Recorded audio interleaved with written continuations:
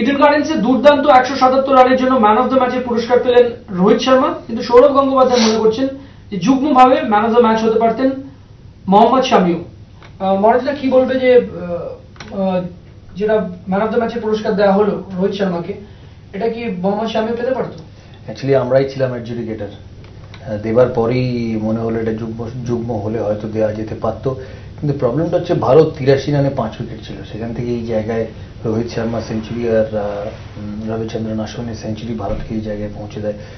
সেই জন্য হয়তো ব্যালেন্সটা কিছুটা রোহিত শর্মার দিকেই ছিল। আমি একটু বেশি হয়তো সেন্টিমেন্টাল না, হয়তো বেশি বাংলার দিকটা দেখতে গিয়ে, কারণ আমাদের ছেলে, বাংলা টিমের ছেলে এত ভালো বল করেছে, দেখে আনন্দ লাগে যে বাংলা থেকে আবার কেউ টেস্ট লেভেলে সাকসেসফুল হচ্ছে, কারণ অনেক দিন বাদে কেউ টেস্ট খেললো বাংলার হয়ে, সে সাকসেসফুল হলো।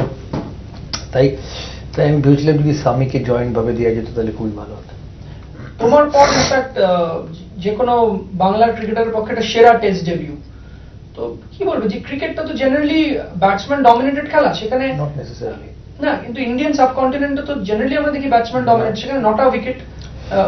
অসাধারণ স্পেল। আমি ওয়াকার ইউনিসকে খেলেছি কম বয়সে, ওয়াকার ইউনিসের রিভার্স সুইংও আমি খেলেছি টেস্ট ম্যাচে, কিন্তু স্বামী যা কন্ট্রোল দেখিয়েছেন এই টেস্টে unreal. Out swing in swing দুটো বল নতুন বলে আমি কিন্তু খুব একটা বোলারকে করতে দেখিনি। তাই আমার কাছে এটা খুবই আনন্দের দিন যে একটা বাঙালির ছেলে বলবো না, বাংলার ছেলে, হয়তো সে মোরাদাবাদে তার জন্ম, কিন্তু সে ক্রিকেট খেলে বাংলার হয়ে, বাংলার ছেলেকে এত ভালো পারফরমেন্স করতে দেখলাম ইন্টারন্যাশনাল লেভেলে। ও যেটা বলেছে যে এর আগে একটা ইন্টারভিউতে আমাদের বলেছিল যে পুরো ক্রেডিটটা যাবে ওয়াসিম আকরামের, কারণ ও যখন নাইট রাইডার্সে আছে তখন ওয়াসিম আকরামই এগুলো ওকে শিখিয়েছে, এর আগে আমাদের একটা ইন্টারভিউতে বলেছে। তো তুমি কি বলবে যে আকরামকে যে কাছ থেকে পাওয়া মাত্র 30 দিন বা 45 দিনের জন্য এই অ্যাসাইনমেন্ট গুলো পাওয়া যায় IPL এ, সেখান থেকে ও পুরো ফায়দাটা ওখান থেকে তুলে নিয়েছে? হ্যাঁ দেখো, হয়তো ফায়দা হয়তো তুলেছে, অনেক কিছু কথা সে শুনেছে, কিন্তু আলটিমেটলি তাকেই করতে হবে, আকরাম করবে না বা অন্য কেউ এসে তার জন্য বল করবে না। তাই সমস্ত ক্রেডিট তার। প্রেশার সময় সে এরকম ভালো বোলিং করেছে, আর একটা সেশনে his run through West Indies.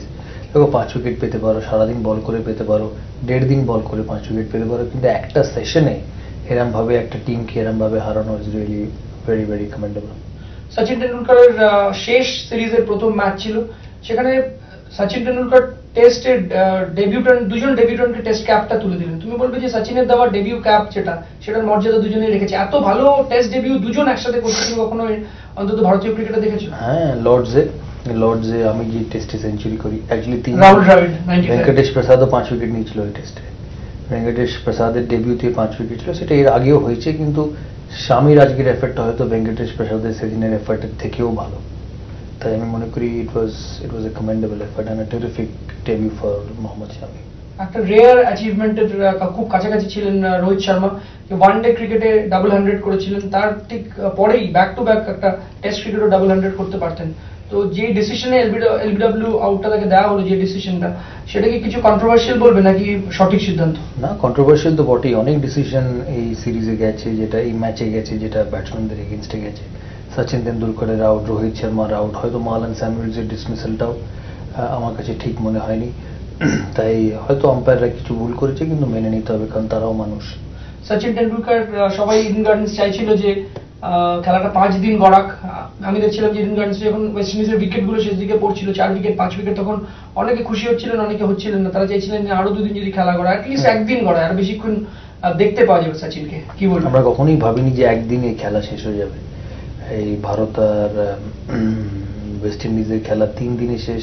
আমরা সবাই এক্সপেক্ট করেছিলাম যে খেলাটা 4 দিন যাবে, কিন্তু আলটিমেটলি সেটা হলো না। সচিনকে পাগড়ি দিলে তুমি খেলার শেষে, কি বললে তখন সচিনকে? এটাই বললাম যে I am really proud of you, ওর অ্যাচিভমেন্টস সত্যি অভাবনীয়। ভারতের হয়ে যে এতদিন ধরে খেলেছে, এত রেকর্ড সে অ্যাচিভ করেছে, ইটস আনবিলিভেবল। কি মাইন্ডসেট থাকবে তোমার শেষ 5টা দিন সচিন টেন্ডুলকারের ক্রিকেট ক্যারিয়ারে? 24 বছর ক্রিকেট খেলেছেন, ইন্টারন্যাশনাল ক্রিকেট, শেষ 5 দিন তুমি কিভাবে দেখবে পুরো ব্যাপারটা? তখন শেষ 5 দিন তো শেষ 5 দিনই, 5 দিন কিনা জানি না, যেভাবে ওয়েস্ট ইন্ডিজ খেলছে 5 দিনে টেস্ট ম্যাচ যাবে কিনা আমি জানি না, তবে খুব ইমোশনাল মোমেন্ট হবে তার জন্য। ভারতের ক্রিকেট ইতিহাসের সর্বশ্রেষ্ঠ প্লেয়ার আমার দেখা, তাই তার কাছে এটা খুব ইমোশনাল মোমেন্ট হবে। মোহাম্মদ শামির মধ্যে সব থেকে ভালো বিষয়গুলো কি লেগেছে তোমার? কারণ ডোমেস্টিক ক্রিকেটে এর আগে দেখা গেছে যে ডোমেস্টিক ক্রিকেটে 4 দিনের ক্রিকেটে ও নিয়মিত খেললেও এই শামিকে কিন্তু যখন ও নাইট রাইডার্সের হয়ে খেলে ও দলের প্রথম 11তেই থাকে না। হ্যাঁ, সেটা অবাক জিনিস, তাই না? যেটা ভারতের পেসার, সে ফ্র্যাঞ্চাইজি টিমে চান্স পায় না। তার অনেক কারণ আছে, কিন্তু এই জিনিস আর হবে না। জানি না পরের বছর সে কোন ফ্র্যাঞ্চাইজিতে থাকবে, কারণ অনেকেই নেবার চেষ্টা করবে তাকে এখন আইপিএলে। তাই ক্রিকেট এমনই একটা খেলা, এটা ইজ এ ম্যাসিভ লেভেলার। আর এর থেকে একটা জিনিস খুব ক্লিয়ার, যে তুমি নিজের খেলা যদি খেলে যাও, নিজে চেষ্টা করে যাও, নিজে ভালো খেলে যাও, কেউ তোমার আটকাতে পারবে না। ব্যাটিং এ কোন অ্যাপ্রোচটা সবথেকে বেশি ভালো লেগেছে রোহিতের? অনেক সময় পায় খেলার জন্য, ফাস্ট বোলিং খেলার অনেক সময় পায়, টাইমিং খুব সুন্দর, গ্রেস আছে খেলার মধ্যে একটা, ওভারঅল খুব কম্প্যাক্ট প্লেয়ার। সেকেন্ড টেস্ট ম্যাচে কি মনে হয় কি ধরনের উইকেট তোমার মনে হয় তৈরি হতে পারে? এখানে দেখা গেল স্পোর্টিং উইকেট হয়েছে, ভালো ব্যাটসম্যানরাও তাই হবে, শুরুতে বল যাবে, তারপর আস্তে আস্তে স্পিন করবে। আর বম্বে উইকেট স্পিন করলে ইডেন গার্ডেন্সের থেকেও ডেঞ্জারাস উইকেট হয়ে যাবে। তাই ওখানেও কিন্তু আমি 3 দিনের বেশি দেখছি না। তাই কি মনে হচ্ছে যে বম্বেতে তো মনে হয় যে খেলা গড়াবে 5 দিন, তাড়াতাড়ি ছুটি হয়ে যাবে? কি কোন ব্যাপারটা খারাপ লাগছে ওয়েস্ট ইন্ডিজে? তোমার কি মনে হয় বেশি করে লিমিটেড ওভার্স ক্রিকেটের জন্য খেলা প্লেয়ার? যে টিমে রামদিন 6 নম্বর আর ট্যারেন্স সামি 7 নম্বর, সেই টিম জিততে পারবে না।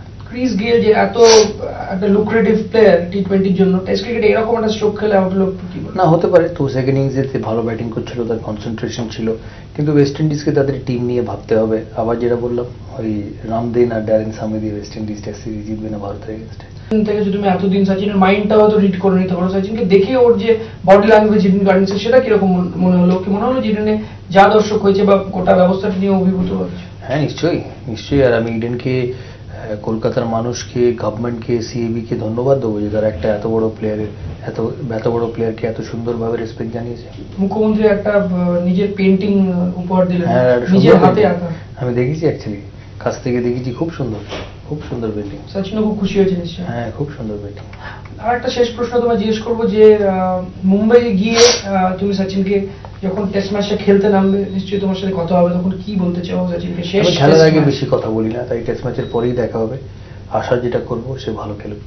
আর কি মনে হয় যে যেটা মনে করা হচ্ছে রোহিত শর্মা এই সচিনের শেষ সিরিজ থেকে যেহেতু তার উত্থান, আগামী দিনে তার জায়গাটা কোনো না কোনো ভাবে ভরাট করতে পারবেন, কি মনে হয় ওর মধ্যে কিছু স্পার্ক আছে?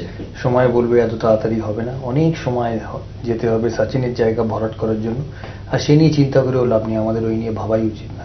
একেবারে অনেক ধন্যবাদ মহারাজ আমার সঙ্গে কথা বলার জন্য। যে সৌরভ গঙ্গোপাধ্যায় বলছেন যে সবার মতো আমরা সবাই যেমন তাকিয়ে আছি সচিন টেন্ডুলকারের 200তম এবং শেষ, তার ক্যারিয়ারের বর্ণময় ক্যারিয়ারের শেষ টেস্ট ম্যাচের দিকে, ঠিক সেরকম ভাবে সৌরভ গঙ্গোপাধ্যায়ের কিন্তু নজর থাকবে সচিন টেন্ডুলকারের শেষ টেস্ট ম্যাচের দিকে। কুন্তল চক্রবর্তী, এবিপি আনন্দ, কলকাতা।